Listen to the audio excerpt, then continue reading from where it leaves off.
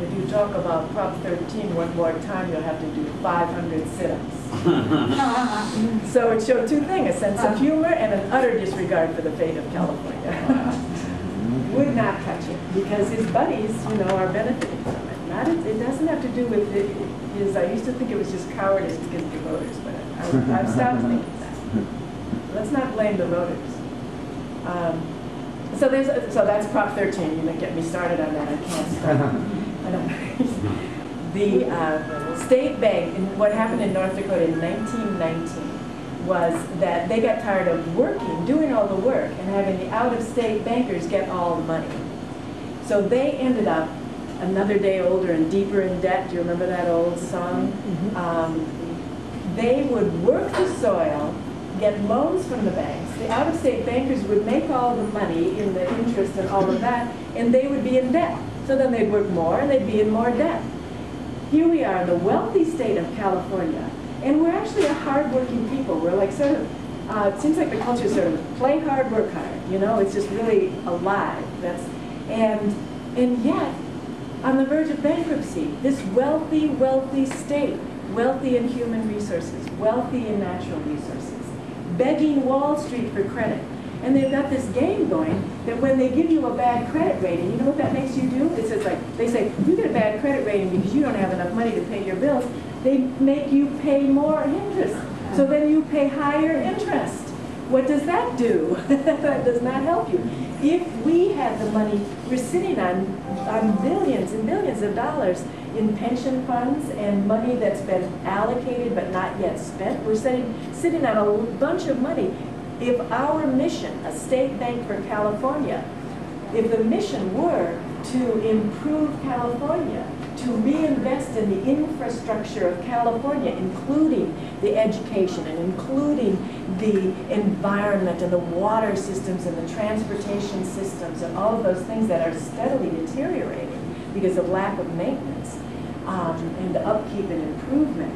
If that were the mission, what a difference. Then if we earned interest, it comes right back. Imagine the student loans. We wouldn't be gouging our students with loans that end up enabling the CEOs of the student loan organizations, which are not governmental, they're privately making money, enough money that they become a billionaire and can have a golf course on their private property. That is not what we want for our children. So if we had the state bank would partner with local banks and local credit unions, and just like Xandra was saying, what we really need is local, the emphasis on the local. People actually know that the local businesses, the local credit unions, the local banks, they're rooted here, they live here, they want the communities to thrive. They're the ones that made the best loans. When all those loans were going under, that was the casino loans, the Wall Street, where they didn't care less, they didn't even see it as a person that was making the loan. They saw it as a piece of money, a piece of paper. It was almost like trading baseball cards. And meanwhile, people are losing their homes behind this game.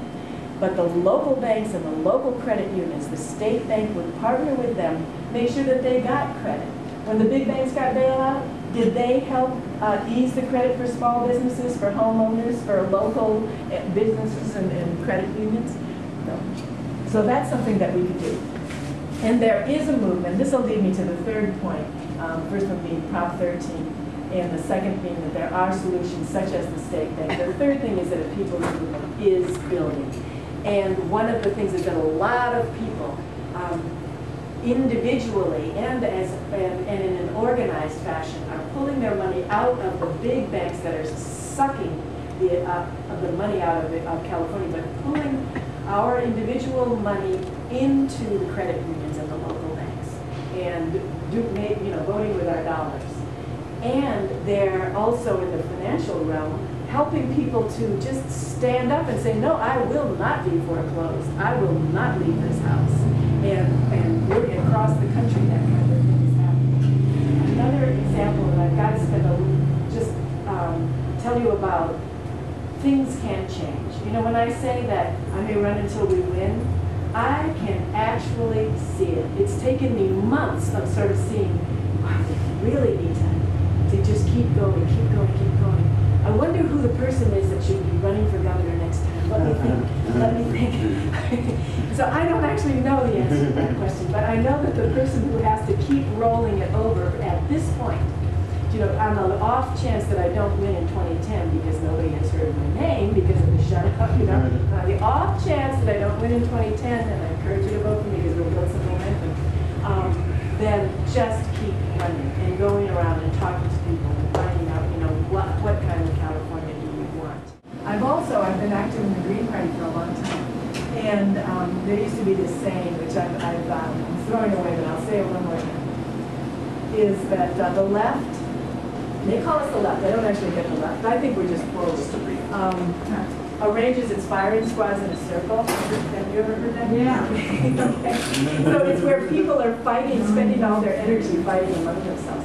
In the Green Party, some of that would happen. It actually also happens in churches, it happens in families, you know, it happens in political, you know, it happens in organizations. But what I'm seeing in the Green Party is more that people are using our energy and getting and forgiving these old things and moving forward. There are so many problems that we have and so many solutions that we can bring in that it's a time that I believe that people are gathering up our energy and moving that forward. And so I will say, after all that another world is possible and a better world is possible.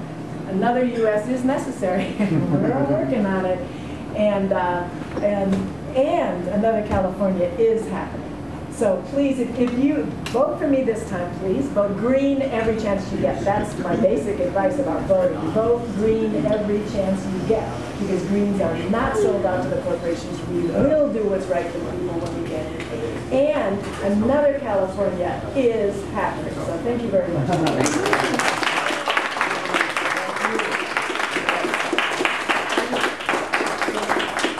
Internet is very important because it's an empowering, it's an information source that the man doesn't have reins on yet, and you can get the word out for free, or once the 200, and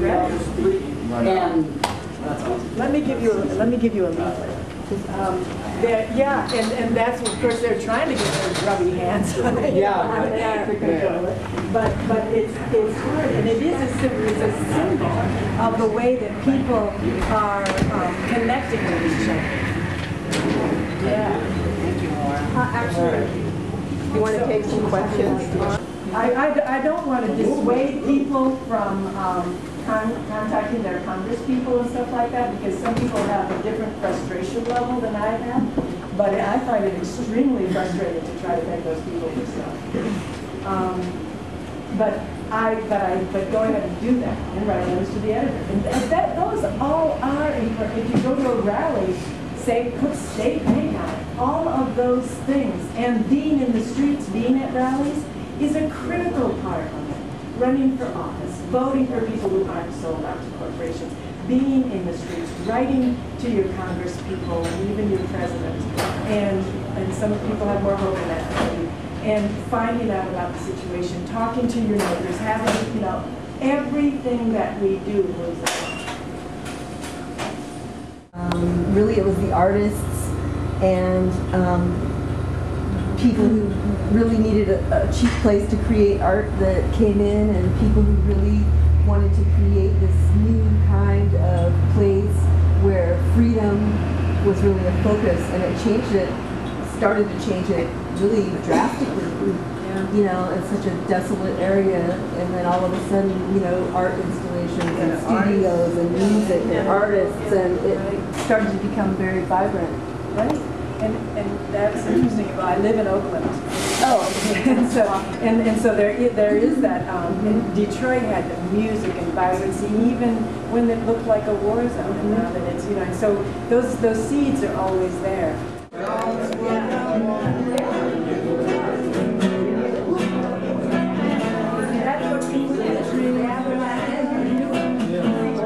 How are you enjoying your meet and greet? I'm enjoying myself. I try. I'm happy to sit here and relax.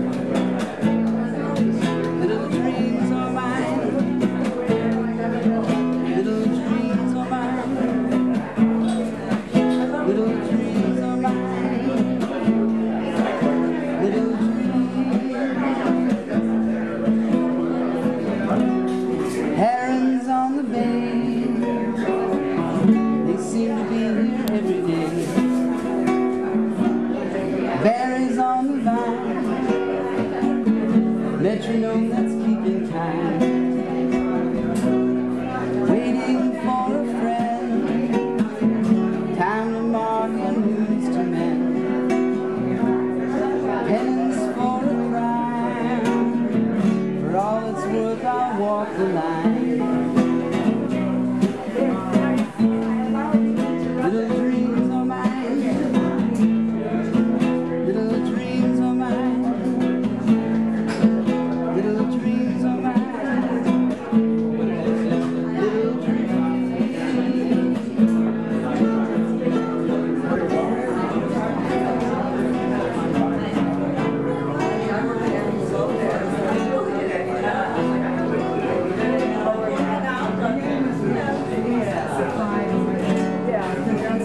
So the thing, yeah. Because when You can wait for